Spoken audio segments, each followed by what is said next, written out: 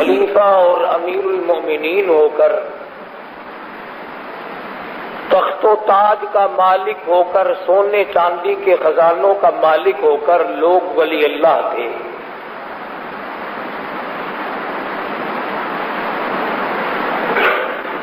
صرف امیری اور تمنگری نہیں بلکہ حکومت ان کے پاس تھی،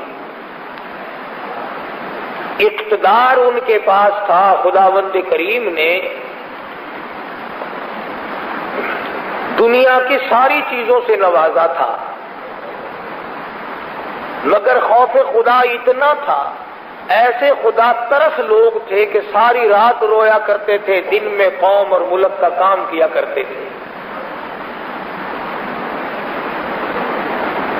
سلطان نور الدین زنگی سب کہہ دو رحمت اللہ علیہ، بادشاہ ہے۔ ہر جمعرات کو 1000 درود شریف پڑھنا اپنی زندگی کا نصب العین بنا رکھا تھا۔ ہر جمعرات کو 1000 درود شریف بلا ناغہ پڑھتا تھا۔ لکھا ہے کہ ایک رات 700 مرتبہ پڑھا، نیند آ گئی، خواب میں دیدار ہوا حضور اکرم صلی اللہ علیہ وسلم کا، تو فرمایا نور الدین آج 300 درود شریف کم کیوں پہنچا؟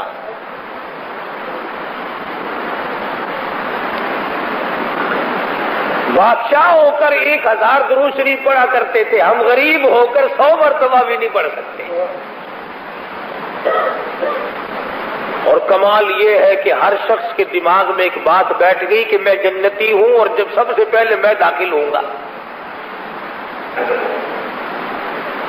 یہی سلطان نور الدین زنگی کی حکومت ہے۔ عیسائیوں اور پادریوں نے سازش کی، 2 آدمی مسلمان، ظاہری مسلمان بنا کر کے مدینے پاک بھیجے۔ انہوں نے جنت البقیع کے قریب ایک مکان خریدا اور اس مکان سے سرنگ لگانی شروع کر دی محمد عربی صلی اللہ علیہ وسلم کے روز اقدس تک۔ مٹی جو نکلتی اسے قبروں کی طرف پھینک دیتے۔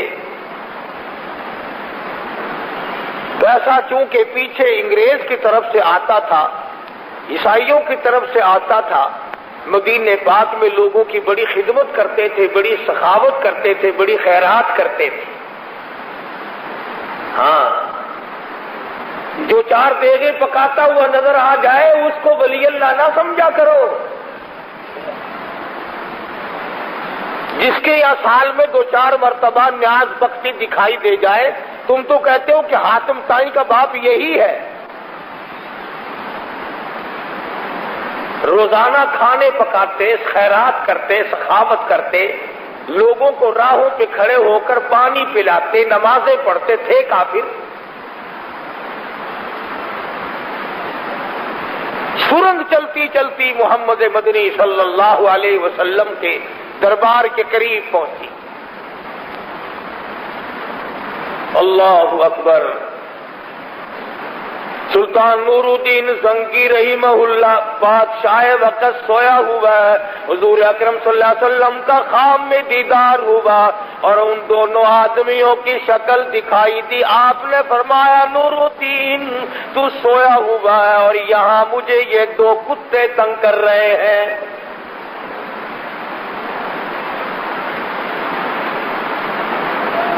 سلطان نور الدین زنگی رحمت اللہ علیہ اٹھا، میرے گناہوں کی شامت مجھے نظر آئی، خواب مجھے نظر آ گیا، اٹھا، وضو کی، نوافل پڑھے، دعا اور استغفار کی، اپنے گناہوں کی معافی مانگی، پھر سو گیا۔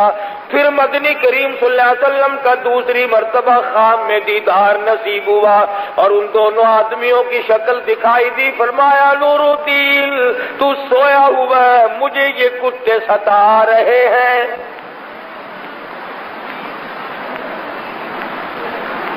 پھر نور الدین زنگی رحمت اللہ علیہ اٹھا، دعا مانگی، وضو کیا، استغفار کی، نوافل پڑھے، پھر تیسری مرتبہ سو گیا۔ پھر خواب میں دیدار ہوا محمد عربی صلی اللہ تعالی علیہ وسلم کا، اور وہی جملہ آپ نے ارشاد فرمایا، دونوں عیسائیوں کی شکل دکھائی۔ سلطان نور الدین نے اپنے وزیر اکٹھے کر لیے، اپنے مشیر اکٹھے کر لیے، رات کا وقت ہے، کہنے لگا کوئی نہ کوئی بات ہے، اب یہ خواب نہیں رہا۔ 3 مرتبہ مجھے شہنشاہ کائنات حضرت محمد الرسول اللہ صلی اللہ تعالی علیہ وسلم کی زیارت ہوئی، اور آپ مجھے یوں فرما رہے ہیں۔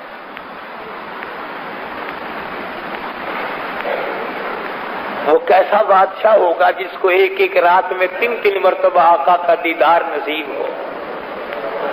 قربان جاؤں اس بادشاہ کے پاؤں سے اڑی ہوئی خاک پہ۔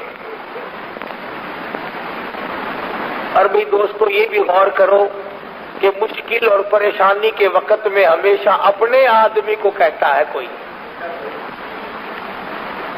تیری ساتھ کسی کا مقدمہ ہو جائے، لڑائی ہو جائے، رنجش ہو جائے، اس کو جا کے کہے گا کہ جس پر تیرا 100% اعتماد ہو کہ یہ میرا ہے، یار دیکھ میری ساتھ کیا ہو رہی ہے۔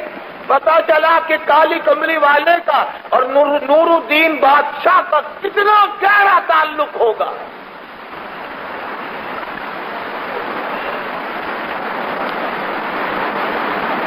وہی رونا میں رو رہا ہوں کہ آج مزدور، آج غریب، آج تنگ دست، آج بال بچردار آدمی کو یہ توفیق نہیں کہ وہ تمنا کرے اس بات کی کہ مجھے محمد عربی صلی اللہ علیہ وسلم کا خواب میں دیدار ہو، میں اپنے آقا کو دیکھ لوں، دنیا ہی میں یہ سب سے بڑی دولت ہے۔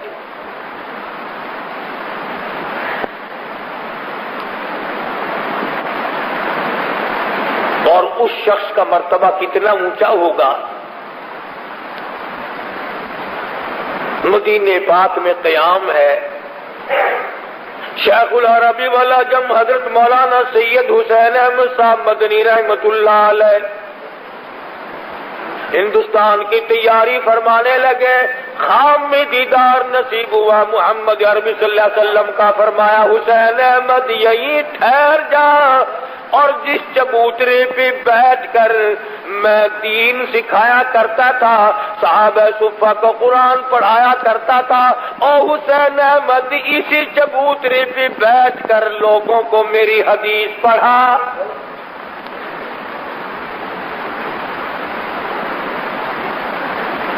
تم کہیں آؤ گے جاؤ گے، رشتہ دار روکیں گے ٹھہر جاؤ، سالہ روکے گا، بہنوئی روکے گا، پھوپھی روکے گی، خالہ تسلیم کرائے گی، ہمشیرہ کہے گی بھائی جان رک جاؤ، مامے روکیں گے، عزیز و اقربا روکیں گے۔ خدا کی قسم حسین احمد تیرا کتنا اونچا مرتبہ ہوگا، تجھے امام الانبیاء نے روکا۔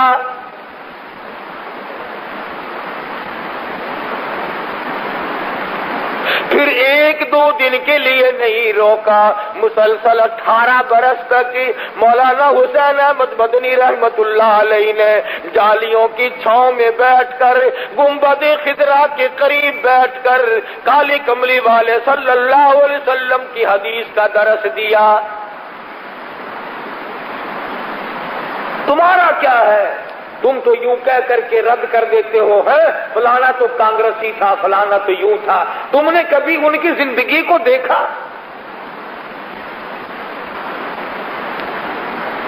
ایک آدمی مولانا حسین احمد مدنی رحمت اللہ علیہ کا مرید ہونے کے لیے بمبئی سے آیا،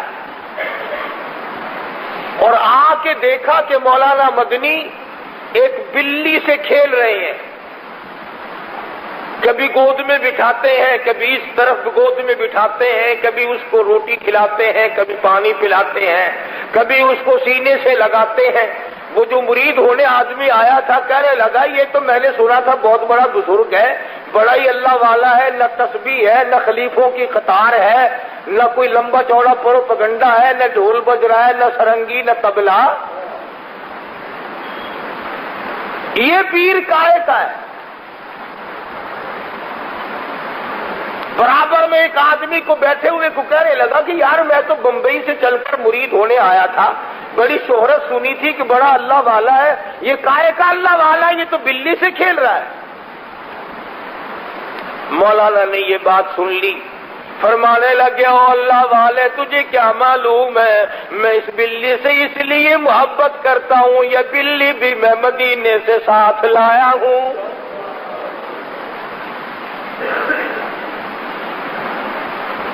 یہ وہ بلی ہے جو روز اقدس کے قریب گھومتی تھی، میں تو اس کے پاؤں چومتا ہوں، یہ آقا کے شہر اور گلیوں میں پھرنے والی بلی ہے۔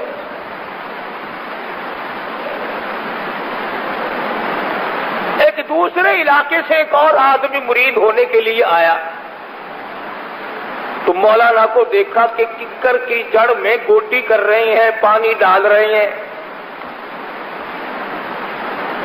وہ بڑا حیران ہوا کہ میں نے تو یہ سنا تھا کہ بہت ہی بزرگ ہے، بڑا ہی اللہ والا ہے، یہ تو ککر کے ہلے لگا ہوا ہے، نہ کوئی تسبیح ہے، نہ مریدین بیٹھے، نہ خلیفوں کی قطار، کچھ بھی نہیں۔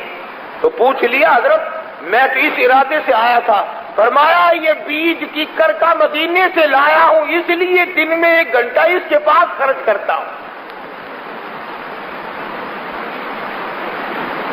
وہ اللہ والے جو مدینے کی بلیوں سے پیار کریں، جو مدینے سے لائے ہوئے ککر کے بیج سے درخت اگ جائے اس سے پیار کریں، وہ ولی نہیں اور طبلے سرنگی والے ولی ہو سکتے ہیں؟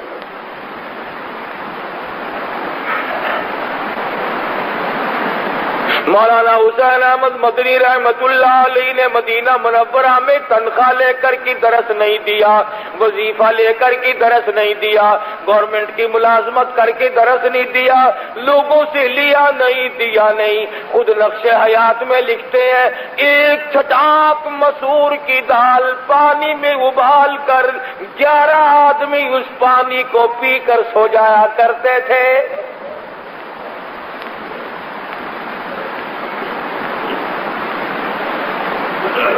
یہ ہیں وہ لوگ جن کو حضور اکرم صلی اللہ علیہ وسلم سے عقیدت تھی، محبت تھی، عظمت تھی، غلامی کی صحیح معنوں میں۔ میں تمہیں اور باتیں نہیں اولیاء اللہ کرام کی بتلاؤں۔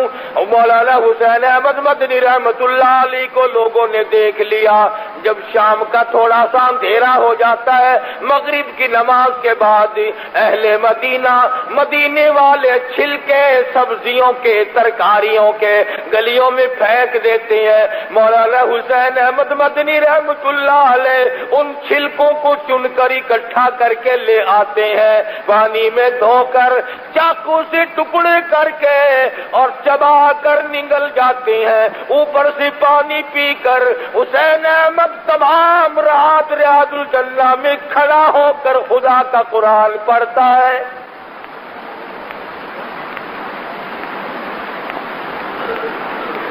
انہی لوگوں کے بارے میں کہتا لیے پھرتی ہے بلبل چونچ میں گل، لیے پھرتی ہے بلبل چونچ میں گل، اور ڈھونڈتی ہے شہید ناز کی تربت کہاں ہے۔ وہ مولانا حسین احمد مدنی رحمت اللہ علیہ جس نے مدینے کی گلیوں کے چھلکے چبائے، جس نے مدینے کی بلیوں سے پیار کیے، جس نے مدینہ منورہ میں روضہ اقدس کی ڈالیوں کی چھاؤں میں بیٹھ کر قال قال رسول اللہ صلی اللہ علیہ وسلم کا درس دیا، اور اس کے بعد بھی حکم ملا 18 سال کے بعد حسین احمد ہندوستان کے حالات صحیح نہیں تھا، دارالعلوم دیوبند میں بیٹھ کر میری حدیث پڑھاتا رہے۔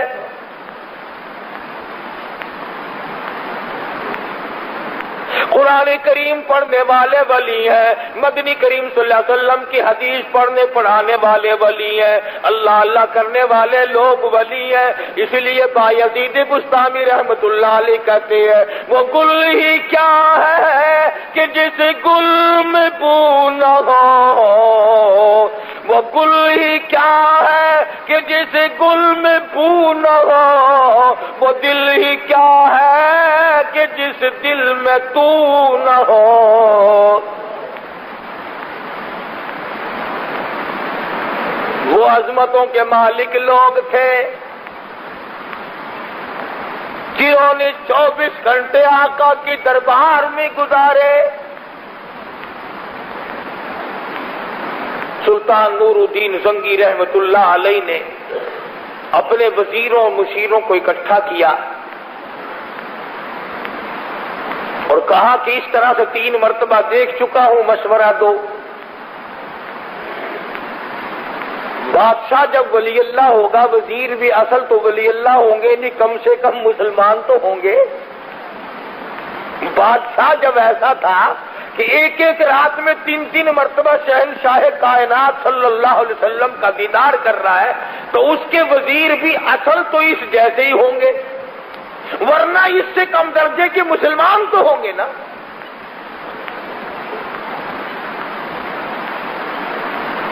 اب میں اگر اگلی بات کہہ دوں تو کل پرسوں تک لال پٹکیوں والے آ جائیں گے. کیا کریں؟ جیسی روح ویسے ہی فرشتے، ہمیشہ ایسے ہی رہا. جیسے عوام ویسے ہی بادشاہ، جیسے بادشاہ ویسے ہی عوام. ہم یہ سمجھتے ہیں کہ ہم تو زنا کرتے رہے، ہم تو شرابیں اڑاتے رہے، ہم تو حرام خوری کرتے رہے، ہم تو طرح طرح کے گناہوں میں ملوث رہے، اور جو بادشاہ آئے وہ حضرت عمر کا غلام ہو اور یوں ہو اور یوں ہو. کیسے ہو سکتا ہے؟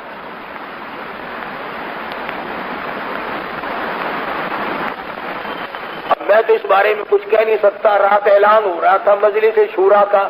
انشاءاللہ العزیز میرا تو یقین ہے بہت پہلے سے کہ پاکستان میں جتنے پکے ابدال غوث ولی اللہ ہوں گے، تمام کے تمام وہی لوگ آئے ہوں گے انشاءاللہ. آج کے اخبار میں نام ہوں گے، پڑھ لیے ہوں گے. کئیوں نے رات کے ریڈیو، مجھے پتا نہیں تھا، میں عشاء کی نماز پڑھ کے نکلا، بکر تھا رات، تو کان لگائے بیٹھے ریڈیو سے. میں نے کہا تمہیں کیا ہوا؟ انہوں نے کہا جی آج مجلس شورا کا اعلان ہو رہا ہے. چھوڑو، میں نے کہا مجلس شورا کھول دیا، حضرت عمر کی مجلس شورا ہے. واہ واہ. فاروق اعظم کی شورا کے منبر طلحہ تھے، زبیر تھے، حضرت عثمان تھے، حضرت علی تھے، سعد بن وقاص تھے، عبد الرحمن ابن عوف تھے. سبحان اللہ. 6 کے بارے میں کالی کملی والے نے زندگی میں فرمایا جنتی جنتی جنتی.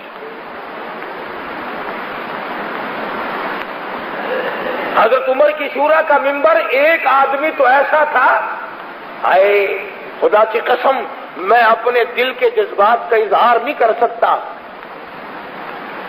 انتہائی خوشی کے موقع پر ساری امت یہ کہتی آئی حضور اکرم صلی اللہ علیہ وسلم کو کہ میں بھی اور میرے ماں باپ آپ پہ قربان ہو جائیں. سارا مدینہ یوں ہی کہتا تھا، صحابیات یہی کہتی تھی میرے ماں باپ آپ پہ قربان ہو جائیں. صحابہ یہی کہتے تھے، بچے یہی کہتے تھے، جوان یہی کہتے تھے. اور خدا کی قسم اس جوان کو تم کیا کہو گے جس کو حضور نے فرمایا ہو سعد میرے ماں باپ تجھ پہ قربان ہو جائیں.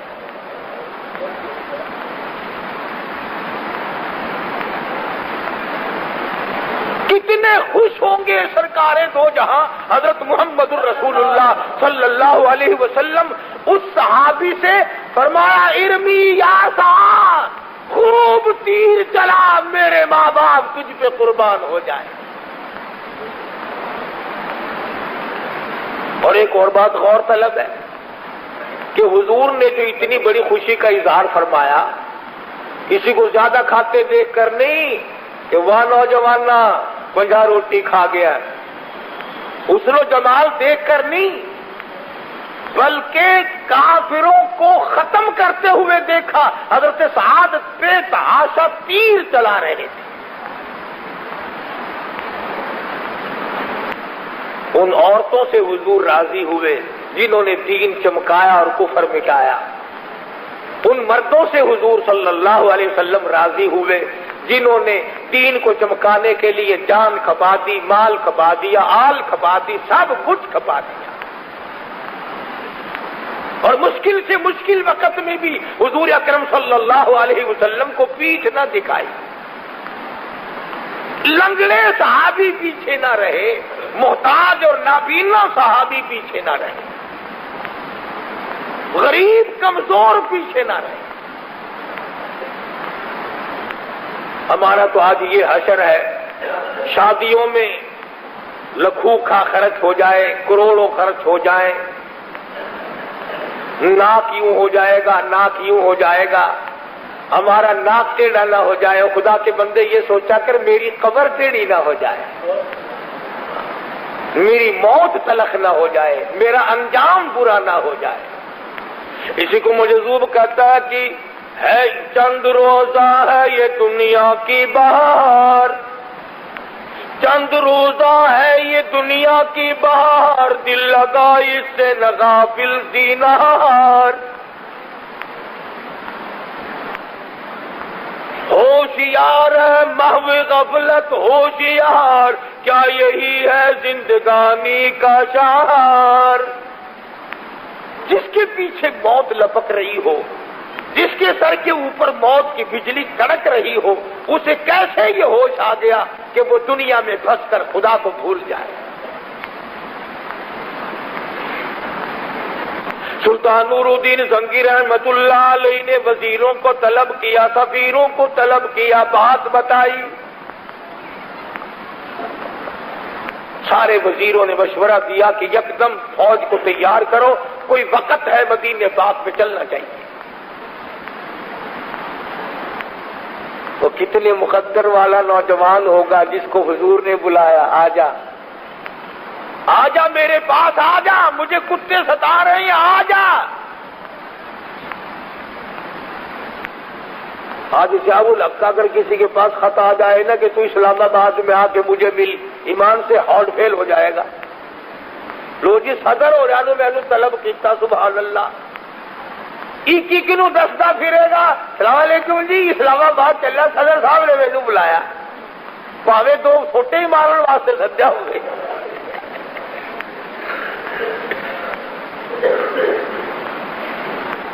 تو جس کو امام الانبیاء بلائیں قربان ہو جاؤ۔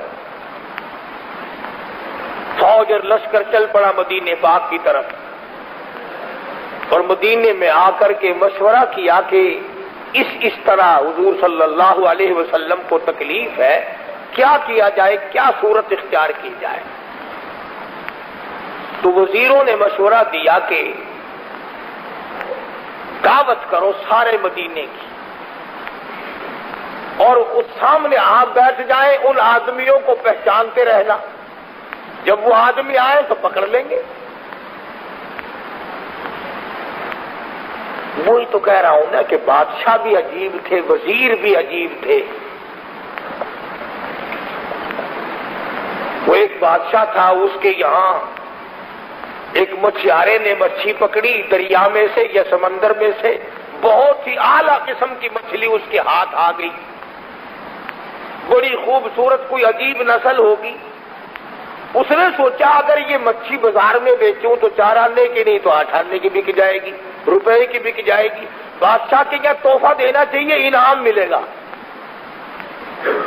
اس مچھیارے نے جا کر کے بادشاہ کے یہاں وہ مچھی تحفے کے طور پر پیش کر دی۔ بادشاہ بڑا خوش ہوا اور وزیر کو کہنے لگا اسے 100 روپے انعام دے۔ کہنے لگا دے دیتے ہیں جی، کوئی دیر نہیں، دے دیتے ہیں۔ جب تھوڑا سا ماحول کم ہوا، لوگوں کا کان میں کہنے لگا مت ماری گئی، 4 آنے کی مچھی ہے، 100 روپے دے رہے ہو، 10 روپے دے دو، 4 روپے دے دو، خزانہ لٹاؤ گے؟ وزیر کہنے لگا، بادشاہ پھر بھی بادشاہ تھا، کہنے لگا میں منہ کٹ بیٹھا، میں ہوں نہیں مڑتا۔ ہائے، کبھی بادشاہ ایسے تھے کہ دنیا کے معاملات میں بھی جو منہ سے بات نکالتی اس کو پورا کرتے تھے۔ اب تو ریڈیو ٹی وی پہ اعلان کرنے کے بعد سراسر اس کے خلاف خود کرتے ہیں۔ کہنے لگا بھی میں تو کہہ چکا ہوں، میں تو پھرتا نہیں، میری تو عزت کے خلاف ہے یہ بات، تجھ سے مچھیارا جس طرح راضی ہو تو کر لے، میں تو 100 روپے کا اعلان کر چکا ہوں۔ وزیر کہنے لگا کہ میرے اوپر چھوڑ دو، میں سلجھا دوں گا اس گٹھی کو، اور دینا بھی کچھ نہیں پڑے گا۔ مچھیارے کو بلا کے کہنے لگا قومیاں، یہ ہمارا بادشاہ مچھیوں کا بڑا شوقین ہے، وہ کہتا ہے کہ مجھے تو جوڑا چاہیے، اگر یہ مچھی ہے تو مچھا لا کے دے، اور اگر مچھا ہے تو مچھی لا کے دے۔ جوڑا لیتا بادشاہ تو، ورنہ اٹھا اپنی، چل یہاں سے لے جائیے، دینا ہی نہیں پڑے گا، آنا دو آنا کچھ بھی، سارے ہی نام بچا لو، نہ اسے جوڑا ملے اور نہ یہ لا سکے اور نہ کچھ دینا پڑے۔ مچیارا بڑا سیانا تھا کہ اللہ کا وزیر بنے بیٹھے ہو، کوئی عقل بھی ہے؟ یہ تو جو میں لایا ہوں نا، نہ یہ مچھا نہ یہ مچھی، یہ تو خسرا مچھی ہے، اس کے تو جوڑا اللہ نے نہیں بنایا۔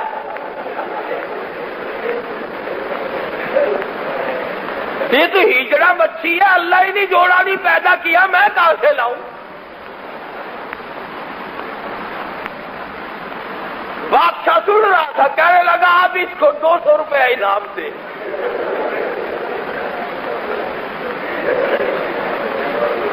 عقل مند لوگ تھے، عقل کی بات کرتے تھے۔ یہ میرا تیرا زمانہ ہوتا نا، مشورہ دیا سلطان نور الدین زنگی رحمت اللہ علیہ کو کہ دعوت کرو سارے مدینے کے مردوں کی، اور آپ بیٹھ کر دیکھتے رہیں، جب وہ آئیں پکڑ لیں گے۔ خدا کی قسم کتنا نیک بخت سعادت مند ہوگا وہ بادشاہ جو اہل مدینہ کو دعوت کھلا رہا ہے، سامنے بیٹھا ہے، سارا مدینہ آ رہا ہے، کھا رہا ہے، جا رہا ہے، بادشاہ سامنے بیٹھ کے ایک ایک کی شکل کو دیکھتا جاتا ہے، دیکھتا جاتا ہے، کہنے لگا کوئی نہیں، ان میں سے ایک بھی نہیں۔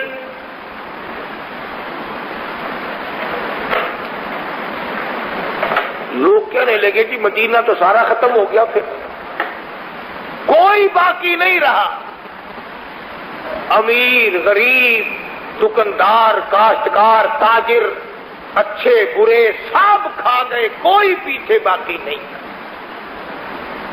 بادشاہ کہنے لگا، پریشان ہوا سلطان نور الدین کہ بات سچ ہے، سرکار دو عالم صلی اللہ علیہ وسلم کا فرمان ہو اور غلط ہو جائے، ایسا نہیں ہو سکتا۔ سچ ہے، سرکار دو عالم صلی اللہ علیہ وسلم کا فرمان ہو اور غلط ہو جائے، ایسا نہیں ہو سکتا۔ کھینچا نور الدین زنگی نے گورنر مدینہ کو، جلاؤ آدمی کہاں ہے؟ اندر کی بات نہیں بدلائی، کہا اور آدمی باقی ہے مدینے کے، میرا ایمان کہتا ہے، میرا یقین کہتا ہے آدمی باقی ہے مدینے کے دعوت کھانے والے، تم کیسے کہتے ہو سارے ختم ہو گئے؟ اب حکومت والے کو چل دیے تلاش کرنے، ایک وہیں پہ ہمارے حاجی شفیع صاحب جیسا اچھا آدمی پاس کھڑا ہوا تھا، کہنے لگا جی مینوں ہن یاد آئے، دو بندے بڑے نیک، بڑے ولی، بڑے سخی، بڑے حاکم تائیں، پر ایک گل ہے وہ کسی کا کھاندے نہیں، وہ تو کھواندے ہیں سارا ہی دن، وہ کسی کا نہیں کھاتے، وہ تو سارا دن کھلاتے ہیں، لوگوں کو سخاوت کرتے ہیں، پانی پلاتے ہیں، ستو پلاتے ہیں، پیسے دیتے ہیں، غریبوں کی امداد کرتے ہیں، مریضوں کی عیادت کرتے ہیں۔ سلطان نور الدین بادشاہ کہنے لگا چلو لاؤ تو صحیح، نہیں کھائیں گے میں دیکھ تو لوں گا، زیارت تو کر لوں گا ان کی۔ ان دونوں نیکوں کو بلا کے لائے جو لوگوں کی نظروں میں ولی اللہ بنے ہوئے تھے، بادشاہ دیکھتے ہی پہچان گیا کہ یہی ہے وہ بدبان، پکڑ لیا اور ان کی مالش شروع کی۔ یوں لکھا کتابوں میں کہ لوگوں میں ایسا سکہ بچھا رکھا تھا انہوں نے کہ پٹائی ان کی ہو رہی تھی، سارا مدینہ رو رہا تھا، ہائے نیکوں کو مار دیا، ہائے غضب ہو گیا، ہائے وہ دیکھو وہ ستو پلانے والے کی پٹائی ہو گئی، اور فلاں نے جس نے مجھے کپڑا دیا تھا اس کی پٹائی ہو گئی، عورتیں رو رہی ہیں کہ یہ تو ہمیں غریبوں کو کپڑے دینے والے نیک لوگ۔ ان دونوں کو مار پڑ رہی ہے اور سارا مدینہ رو رہا ہے۔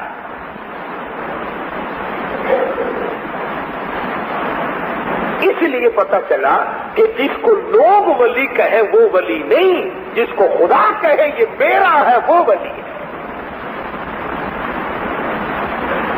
اہل کشف حضرات نے لکھا ہے یہ بات قرآن حدیث کی نہیں، اہل کشف حضرات نے لکھا ہے کہ جب رابعہ بصری رحمت اللہ علیہ عورت تھی حسن بصری کے زمانے میں، اپنے زمانے کی ولی اللہ تھی، اس کا جب انتقال ہوا قبر میں جب رکھا گیا تو منکر نکیر آ کے کہنے لگے مر ربو کا رابعہ، تیرا رب کون ہے؟ کہنے لگی میں تو ساری عمر کہتی رہی ہوں وہ ہے وہ ہے، آج تو اس سے پوچھو کہ وہ مجھے اپنی بناتا ہے کہ نہیں۔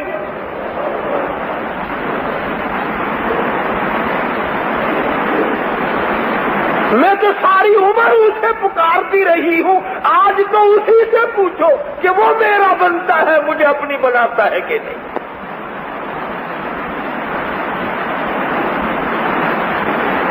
ایسے لوگ تھے۔ حضرت میمونہ رحمت اللہ تعالی علیہ ایک نیم مجذوب عورت تھی، ولی اللہ تھی۔ شیخ عبد الواحد ایک بزرگ ہیں، اللہ والے ہیں، مجرد تھے، دنیا میں شادی نہیں کی، سارا دن روزہ رکھتے تھے، ساری رات عبادت کرتے تھے۔ ایک دن تہجد کے وقت رو کے عرض کر دیا الہی میں نے دنیا میں شادی تو نہیں کی، تو جنت میں مجھے کون سی عورت دے گا؟ جو اب آواز آئی میمونہ ملے گی تجھے۔ انہوں نے کہا وہ کون ہے؟ جو پہاڑ کے دامن میں رہتی ہے۔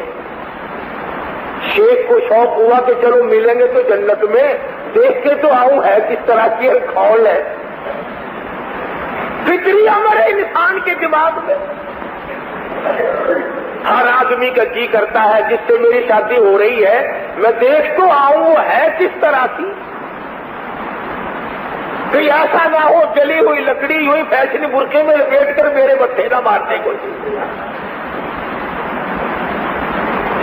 ہوتا ہے ایسا بھی،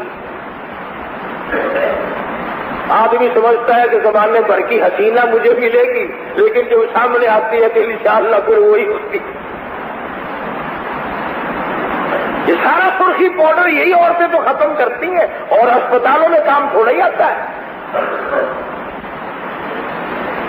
تو شیخ عبد الواحد بزرگ پہاڑ کی دامن میں پہنچے، دن کا وقت ہے، میمونہ نے نماز کی نیت باندھ رکھی ہے، اور اس کی بکریوں کو بھیڑیے بگیاڑ چراتے پھر رہے ہیں۔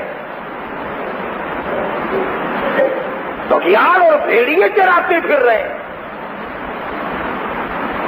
یہ بیٹھ گیا بزرگ وہاں۔ جب حضرت میمونہ نے سلام پھیرا نا، یوں منہ پھیر کے کہنے لگی عبد الواحد یا عبد الوہاب نام ہے، عبد الواحد عبد الوہاب ملنے کا وعدہ تو جنت میں تھا، تو یہاں کیوں آ گیا؟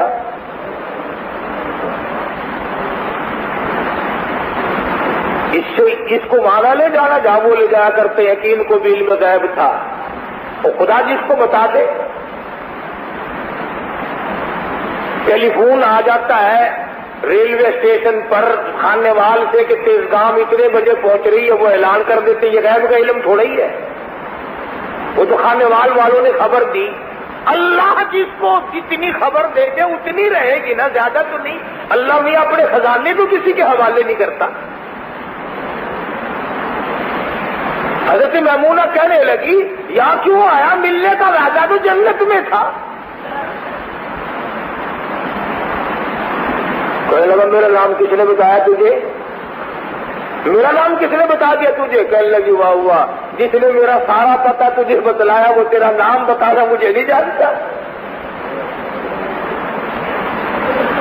اور وہ حیران ہو کر کے دیکھنے لگا کہ بھیڑیے بگیاڑ بکریاں چراتے پھر رہے ہیں۔ کہنے لگی کیا دیکھ رہا ہے؟ میں اس کے کام میں لگی ہوں، وہ میرا کام خود کرے، بھیڑیوں سے کرائے، کوئی کرے، مجھے کیا غرض ہے؟ میں اس کی عبادت میں لگی ہوئی ہوں، میرا یہی کام ہے۔ اہل مدینہ رو رہے ہیں، نہ مارو، بڑے سخی ہیں، بڑے نیک ہیں، بڑے بزرگ ہیں۔ ہر محرم میں ان کے یہاں نیاز کی دیگ پکتی ہے، بڑے چاول بانٹتے ہیں، گھر سے مجلس لگتی ہے، بڑا زبردست ان کا کاروبار ہے۔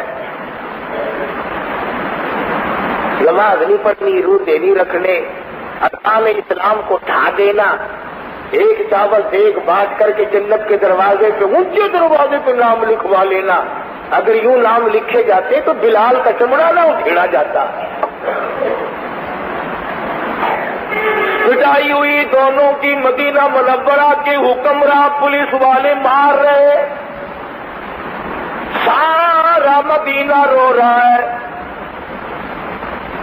یہ کیا بات ہوئی؟ جو اتنے نیک تھے، جتنے اللہ والے تھے، اتنے سخی تھے، ان کو نہ مارو. یہ تو سارے مدینہ پہ رات دن صدقہ کرتے ہیں، کھانے والے نہیں کھلانے والے ہیں. سلطان نور الدین زنگی رحمت اللہ علیہ نے خوب مالش کرائی. اس کے بعد ایک بول اٹھا، آؤ میں بتاتا ہوں. جس مکان میں رہا کرتے تھے اس مکان میں چاروں طرف جا کے دکھلایا، پھر مکر گیا، کچھ نہیں ملتا. جہاں مصلح بچھا ہوا ہے مصلح اٹھا کر تلاش کیا، اس مکان میں بھی کچھ نہیں ملا. نہ انہوں نے بتلایا، مار کھا کے پکے ہوں گے نا 10 نمبریے، بتایا ہی نہیں. پھر پوچھا کہ یہ کس مکان میں رہتے ہیں. اس مکان کی جا کر کے پولیس نے تلاشی لی، نہ کوئی مٹی، نہ کوئی گڈھا، نہ کوئی سوراخ، کچھ بھی نظر نہ آئے. حیران ہے سلطان نور الدین زنگی. اور جب کچھ نہ انہوں نے بتلایا، مار مار کے تھک گئے، نہ مکان سے کچھ پتا چلا. نور الدین نے سر سجدے میں رکھ دیا، میرے مالک بندہ ہوں، رہنمائی فرما. میں آخر بندہ ہوں، مجھے غیب کا پتہ نہیں لگتا. پہنچ تو گیا ہوں، آدمی پہچان لیے، آگے میری تو ہی رہنمائی فرمائے گا. بس دل میں اللہ پاک نے ڈال دی کہ جس مصلے پہ کھڑے ہو کر تم نے سجدہ کیا نا، یہ مصلہ تو اٹھاؤ. مصلہ اٹھایا تو نیچے سے چٹان، باقی تمام فرش سے الگ ایک چٹان ہے پتھر کی.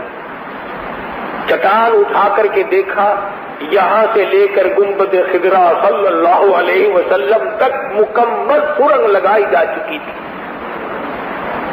اور عیسائی کافروں نے یہ پروگرام بنایا تھا کہ حضور اکرم صلی اللہ علیہ وسلم کا جسم اقدس نکال کے لے آؤ، پھر ہم مسلمانوں سے مطالبہ کریں گے کہ تم جو کہتے ہو یہاں ہمارا نبی ہے، یہاں ہمارا نبی ہے، یہاں ہمارا محمد ہے صلی اللہ علیہ وسلم، اور یہاں ہمارا رسول ہے، تو نبی کے جسم کو زمین نہیں کھایا کرتی.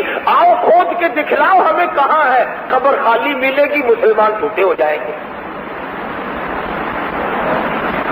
یہ پروگرام تھا کافروں کا. سلطان نور الدین زنگی رحمت اللہ علیہ نے اسی وقت حضور اکرم صلی اللہ علیہ وسلم کی قبر شریف سے چاروں طرف 9 دیواریں بنوائی، زمین کی نچلی سطح سے لے کر اوپر تک، اور اس میں لوہا، تانبا، پیتل، سونا، چاندی، شیشہ، ہر قسم کی دھات ملائی کہ کوئی بھی توڑ نہ سکے.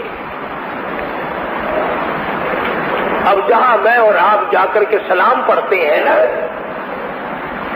9 دیواریں ہیں اور 10ویں جالی ہے.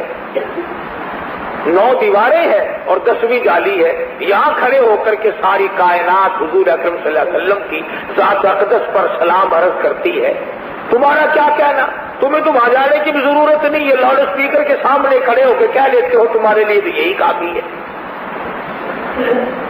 کیا کرو گے مدینے جا کر؟ نہ مدینے والا تمہیں ٹھہرنے دے، نہ تم وہاں ٹھہرو، نہ رہو، نہ مرو، کوئی چیز بھی تمہارے بس کی نہیں. تو عرض یہ کر رہا تھا کہ وہ لوگ کتنے خوش نصیب تھے. بات یوں چل نکلی، آج کوئی مضمون بنا کر کے نہیں لایا کہ اللہ پاک نے بادشاہوں کو ولایت دی، حکمرانوں کو ولایت دی، خلیفاؤں کو ولایت دی، وزیر اولیاء کرام میں سے تھے. آج غریبوں کو کیا ہوا کہ وہ نماز ہی نہیں پڑھتے، بلکہ ایک وقت تھا لوگ بچا کرتے تھے.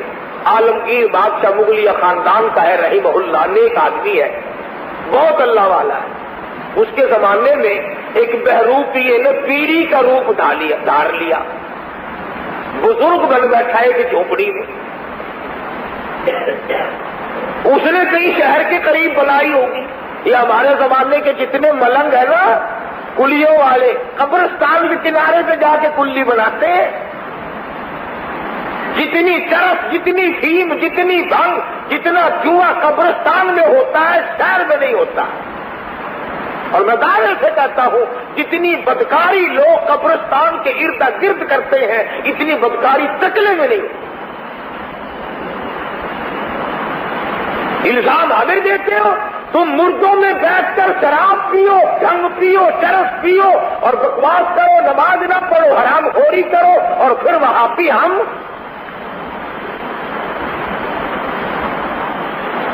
اس قبرستان میں عیب کیے جاتے ہیں جہاں جائے بغیر تیرا گزارا نہیں. لاکھوں من مٹی کے نیچے جانا پڑے گا اور خدا کے بندے قرآن پر ان کی روح کو بخش، قبروں کو یاد کر، قبر کو دیکھ اور اپنے جگر پہ ہاتھ رکھ کے سوچ ایک دن میں بھی یہاں آؤں گا. جتنے آئے ملنگ مہانے ہر قبرستان کے کنارے پہ جا کے بیٹھیں گے اور پرلے کنارے پہ. اس لیے میں تو کہتا ہوں حضور اکرم صلی اللہ علیہ وسلم کا ارشاد کرامی ہے اگر کوئی باعمل آدمی، اچھا متقی قسم کا آدمی قبرستان سے گزرتا ہوا سورۃ یاسین پڑھ کے بخش کے چلا جائے، نبی نے ارشاد فرمایا 40,000 مردوں کی نجات ہو جاتی ہے.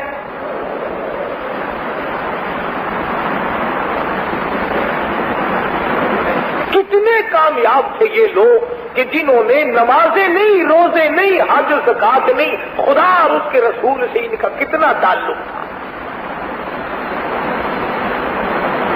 آج بھی بے شمار حضرات، حضرت مولانا قاری فتح محمد صاحب ذلو اللہ تعالیٰ صحت عطا فرمائے، نابینا بزرگ ہے، عمر رسیدہ ہے، 80-90 سال عمر ہے، 18 برس ہو گئے جالیے پکڑ کے بیٹھا ہے. آقا تیرے قدموں میں دفن ہو جاؤں تو میں کامیاب ہو جاؤں. یہ ہے ولی اللہ. حضرت شیخ الحدیث صاحب ذلو مولانا زکریا صاحب جن کی فضائل کتابیں پڑھتے ہو، کتنی عمر گزر گئی مدینے پاک میں بیٹھ کر موت کا انتظار کر رہے ہیں.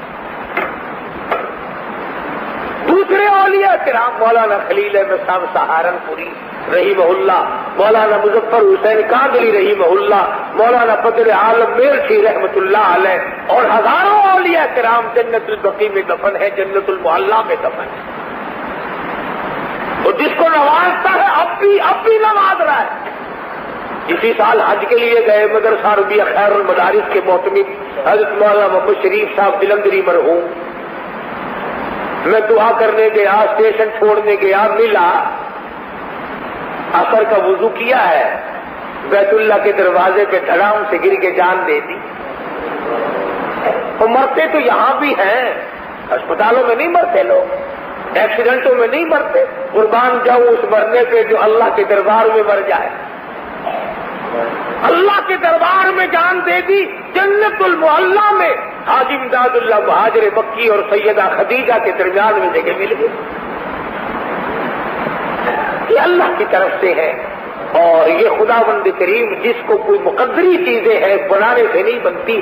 بہرحال طلب تو ہونی چاہیے، دل میں ارمان تو ہونے چاہیے، ہر وقت دعا تو ہونی چاہیے یا اللہ دفن بھی اچھا ہو، کفن بھی اچھا ہو، نماز جنازہ بھی اچھی ہو اور آخری وقت بھی اچھا ہو، کلمہ پڑھتے ہوئے دم نکل جائے تو اور کیا چاہیے.